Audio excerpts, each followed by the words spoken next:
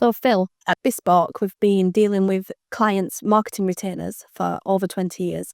And in that time, we've learned something about the reporting and the best ways to report, the best-in-class reporting on marketing retainers. So do you want to give us some insights into what makes that best-in-class reporting? Yeah, I think the headline with reporting is less is more. I think the temptation when reporting is done badly is to produce lots and lots of layers of detail, perhaps at task level, to almost justify the work that's being done.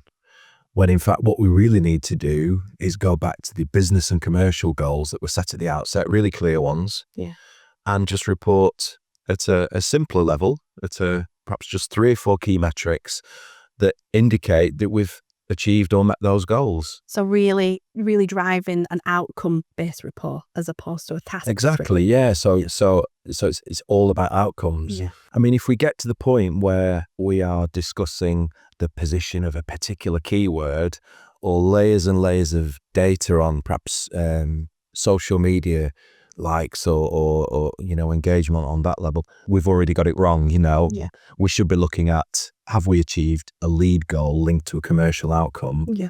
And is that giving a great return for the client for the services that they've engaged us for? Yeah. And what about the delivery of the reports? How's it best to do that? No, that's a good point actually, because I think let's look at the worst way of doing it. Yeah. If it's done really badly, you've got layers and layers of waffly detail delivered into someone's inbox with no context. Yeah. Disaster. Mm. The best way of doing it clearly is a face-to-face. We always do a face-to-face meeting. So if we've got really succinct metrics linked to outcomes delivered face-to-face, there's a couple of things there. One is that a report that's delivered into someone's inbox is just simply looking back, whereas reporting should be looking at what we've achieved and perhaps how we'd pivot or tweak that going forward, so we're looking ahead. Yeah.